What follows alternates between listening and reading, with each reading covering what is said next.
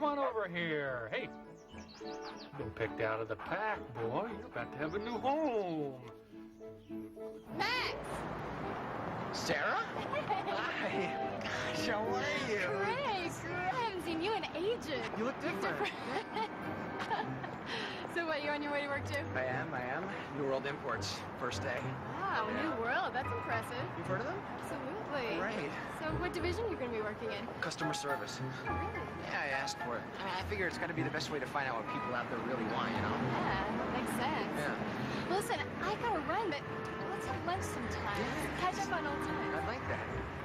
See ya. Bye. Meet Max and Max. You wouldn't know it at first glance, but Max and Max have very similar stories. Max was born to purebred parents of the finest stock. The kennel, where he was raised, had an impeccable reputation for preparing puppies to move on to an owner who would then train them to become solid, reliable hunting dogs.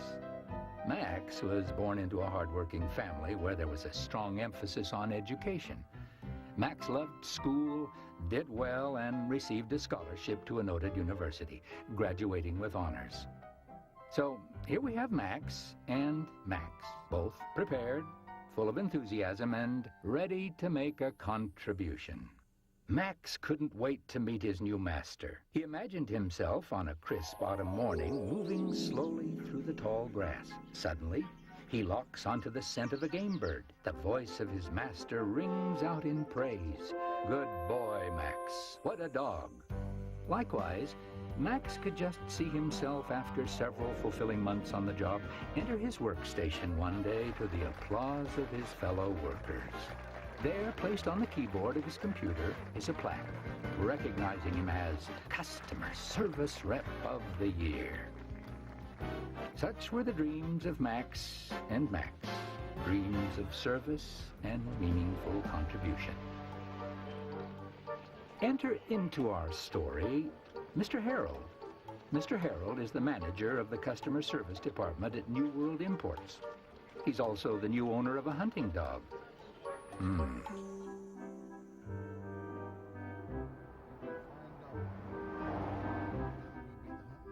When Mr. Harold picked up Max, it was a happy occasion.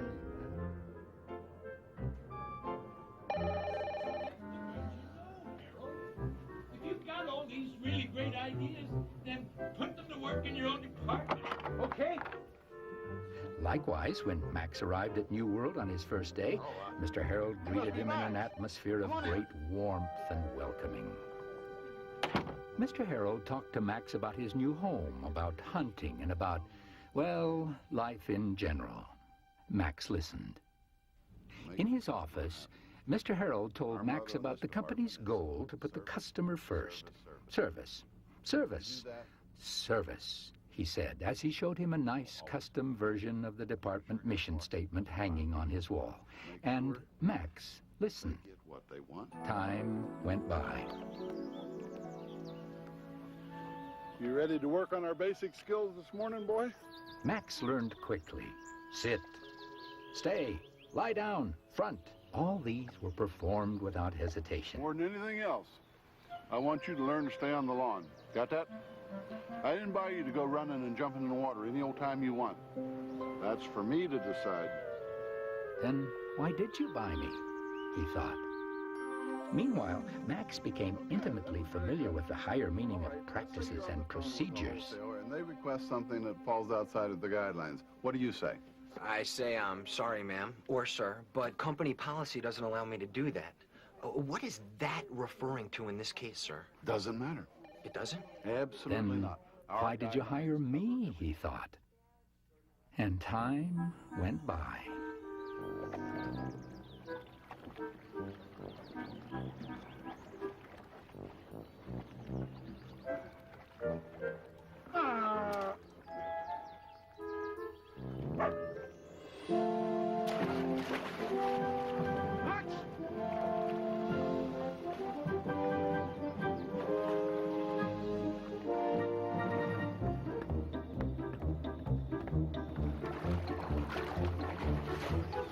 I told you not to leave the lawn. Now, what are you doing down here?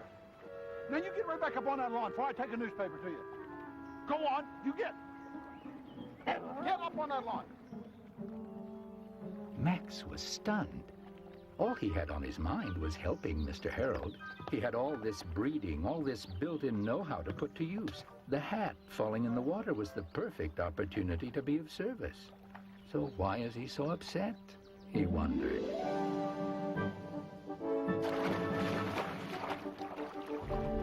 Max! Run! Yes, sir? Sit. Sit? Have a seat. Of course, sir. Thank you, sir. Tell me about DeWalt Travel Associates. Oh, yes. Ann DeWald herself called me to tell me that she hadn't received the luggage shipment. This was the second time, and she was headed to Europe for the big travel show. Couldn't wait for regular shipping, so I overnighted it to her. I know all that part. What I want to know is why did you do it? Why? Yes, why? Because when she called, shipping was on a shift change. So? So I couldn't get anyone to answer. So? So after I finished here, I went down to shipping myself, found the right line, and arranged for the overnight shipper to pick it up. You're missing the point of my question. I don't care about all the hoops you jump through. I just want to know why did you do that?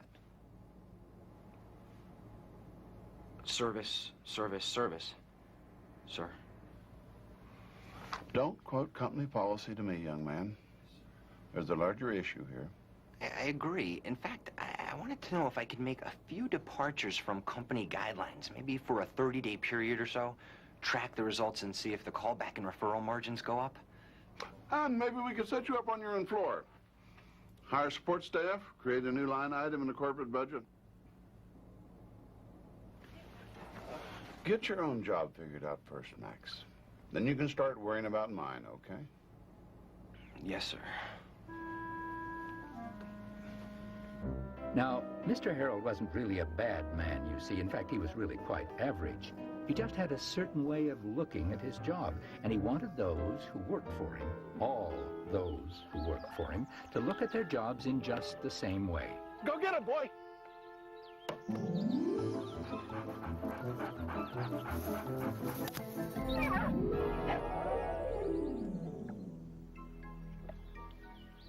Discipline, boy. Discipline. And so, as time went by, Max learned exactly what Mr. Harold wanted, and he did it.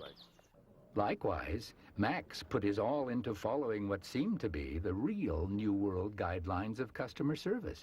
And as time went by, he came to know exactly what Mr. Harold wanted, and The he voltage gave adapters it to him. allow your research team to use their laptops when they're out of the country. Is that right? But you have to understand, it is our policy not to refund or replace after 30 days. I'd be happy to refer you to our customer service supervisor. What will he tell you?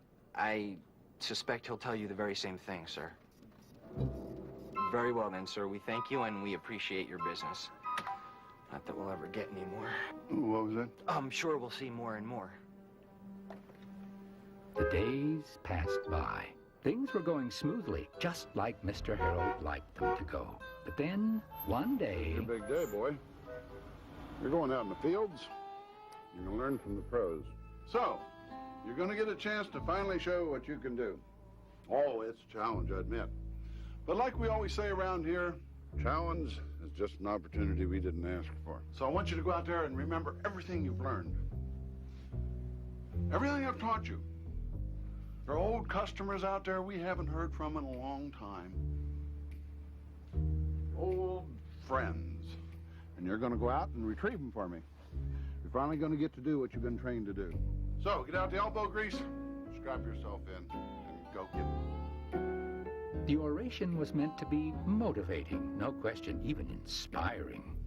The best of intentions were attached to every word. Howdy, boys. How y'all today? I'll go get my gun and I'll be right out, okay? Max, come on, get in the truck. Max was truly excited to go out to the fields and flush out game, but he wouldn't leave the lawn. And Max learned quickly that no matter how sincerely he restated company policy to lost customers, they still had the same problems. Mr. Harold's lofty goals were not being achieved. Mr. Harold was perplexed. Get in that truck. At first he tried encouragement. Look, boy, I don't know what the problem is, but see, you need to look at this like it's an adventure. That more than anything else is fun, because with each old customer you talk to on that phone comes an opportunity to make a new friend. Yeah, but they all hate me.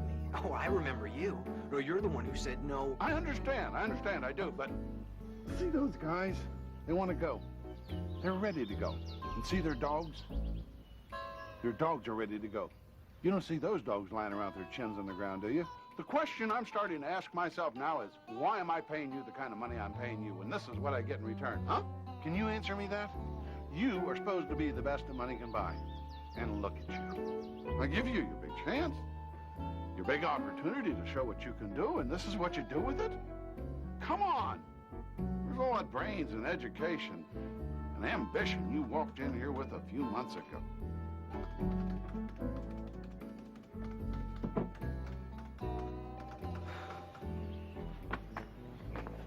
So here we have Max, wondering why Mr. Harold was so angry with him when he finally learned to stay on the grass, no matter what. And Max wondering why, when he was doing his level best to implement the connection between company policy and customer service, was Mr. Harold so thoroughly disgusted with his work. Time went by.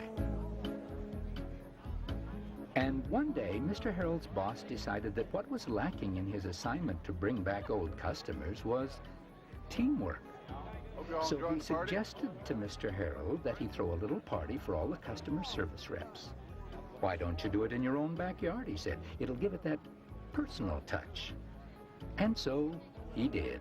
Max, you haven't tried my famous ribs yet.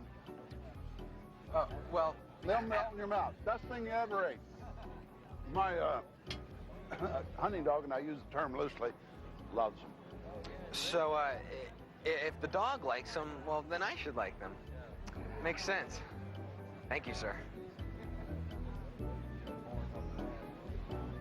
Yes, well, I hope you're enjoying the party. Hey, everybody, come on down here and let me show you what I've been working on all summer. The party was a real success. Mr. Harold was particularly pleased. I just needed to get these people to like me, he thought. Now, when I chew on them, they'll know it's nothing personal. Yeah. Dandy, huh? Yep. Can't have a boat without a hat. All right? How do you like this? Took me 3 months. Sit here at your tiller.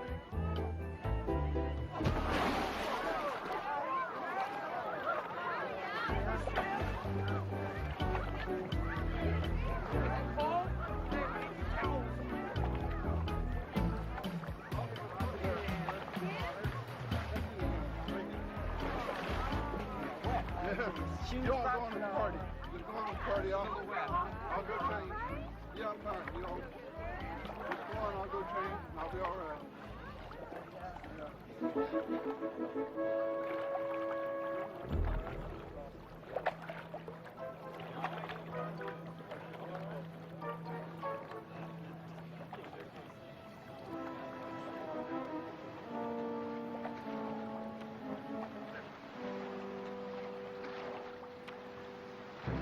You must know something about that hat that I don't.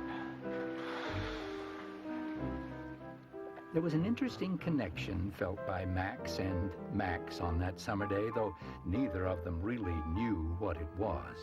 But nonetheless, fate was having her way on that day, proving that not all of the best ironies in life are reserved for stories in storybooks, as we might suppose. And time went by.